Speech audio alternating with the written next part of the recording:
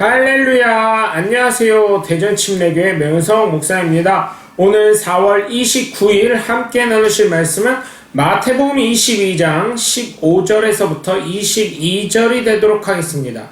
제가 봉독하고 함께 말씀 나누겠습니다. 이에 바리새인들이 가서 어떻게 하면 예수를 말에 올무에 걸리게 할까 상의하고 자기 제자들을 헤롯 당원들과 함께 예수께 보내어 말하되 선생님이여 우리가 아노니 당신은 참되시고 진리로 하나님의 도를 가르치시며 아무도 꺼리는 일이 없으시니 이는 사람을 외모로 보지 아니하심이니이다.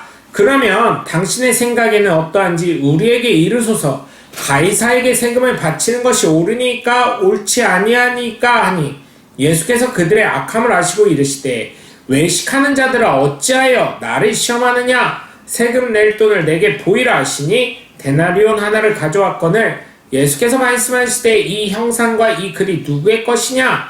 이르되 가이사의 것이니이다. 이에 이르시되 그런즉 가이사의 것은 가이사에게 하나님의 것은 하나님께 바치라 하시니 그들이 이 말씀을 듣고 놀랍게 여겨 예수를 떠나가니라. 아멘.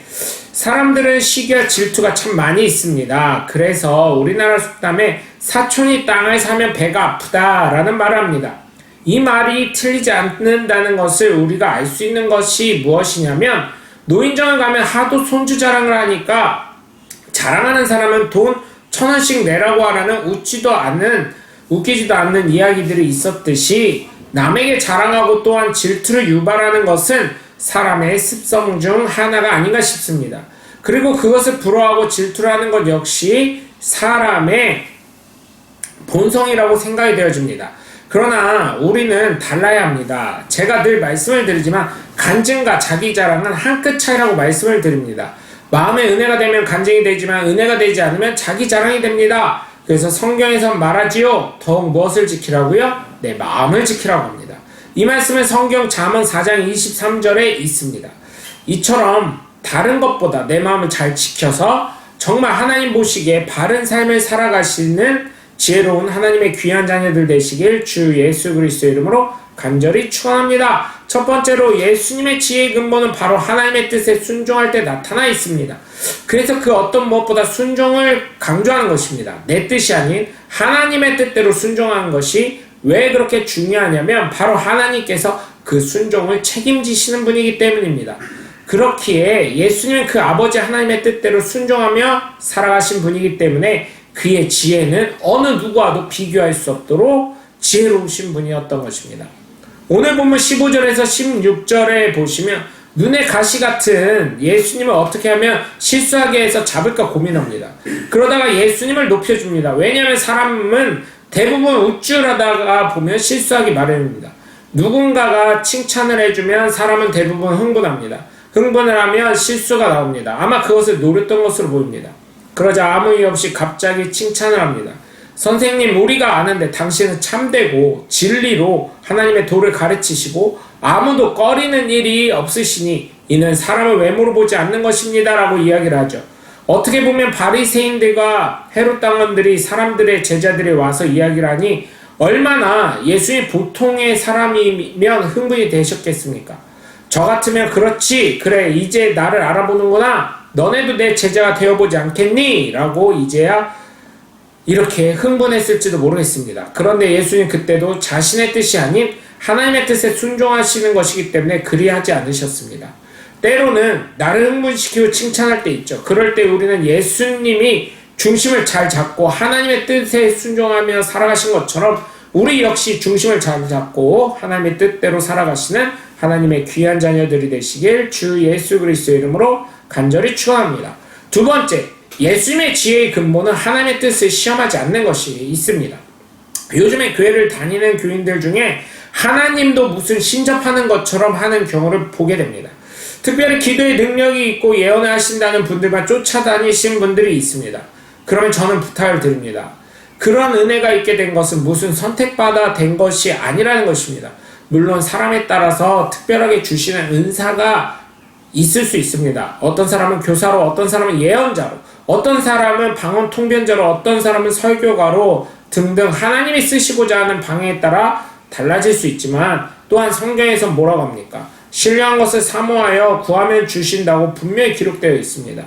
야고보서 1장 5절을 보시면 너희 중에 누구든지 지혜가 부족하거든 모든 사람에게 후히 주시고 꾸짖지 아니하시는 하나님께 구하라 라고 되어 있고, 예레미야 33장 3절을 보시더라도 내게 부르짖으면 응답하겠고 알지 못하는 크고 은밀한 것을 보이리라 라고 말씀하시고 약속하셨습니다. 그렇기 때문에 여러분, 구해서 신령한 것을 다 받으시고 하나님의 뜻을 길이길이 남기시는 하나님의 귀한 자녀들 되시길 주 예수 그리스도 이름으로 간절히 축원합니다. 그것처럼 예수님은 오직 하나님의 뜻대로 믿고 그대로 행하셨습니다. 그것처럼 우리 역시 믿고 행하는 사람이 돼야 합니다. 오늘 보면 17절에서 18절을 보면 이미 예수님은 다 아셨습니다. 그리고 말씀하십니다. 외식하는 자들아 어찌 나를 시험하냐고요. 사실 이 질문이 민감합니다. 왜냐하면 가이사에게 세금 바치는 것이 옳다고 하면 결국 사람 눈치 보는구나. 또 그렇지 않다고 하면 예수님은 반역을 생각하겠구나. 이렇게 해서 올매 걸릴 수 있기 때문입니다. 그러나 예수님은 지혜롭게 대답하셨습니다.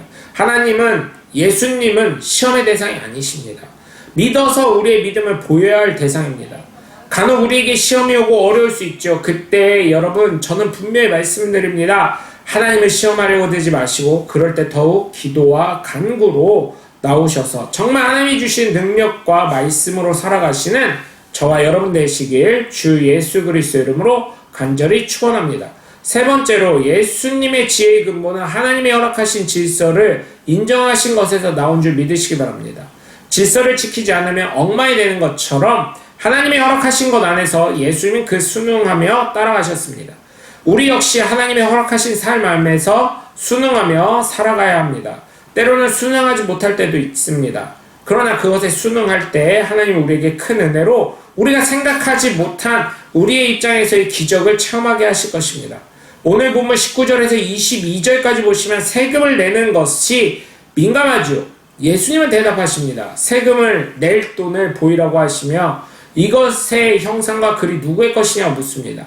그러자 가이사의 것이라고 하자 예수님은 가이사의 것은 가이사에게 드리고 하나님의 것은 하나님께 드리라고 말씀을 하십니다.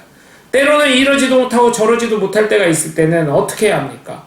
바른 정도의 길을 가면 됩니다. 바르게 가야 합니다. 그러면 문제가 될 것이 없습니다. 그 바르게 가는 정도의 길은 무엇입니까? 하나님께서 내게 허락하신 그 삶의 지경을 순응하면서 하나님의 질서에 합당하게 살아가는 것입니다. 우리는 반드시 예수님이 바리새인들의 그리고 헤롯 당원의 제자들에게 하신 말씀처럼 지혜로운 말씀을 하실 수가 있는 것입니다. 물은 물이고 산은 산이로다 라고 말한 것이 맞는 말입니다. 그런데 뭘 그런 말을 가지고 놀라움을 금하지 못하고 정말 큰 깨달음이라고 합니까?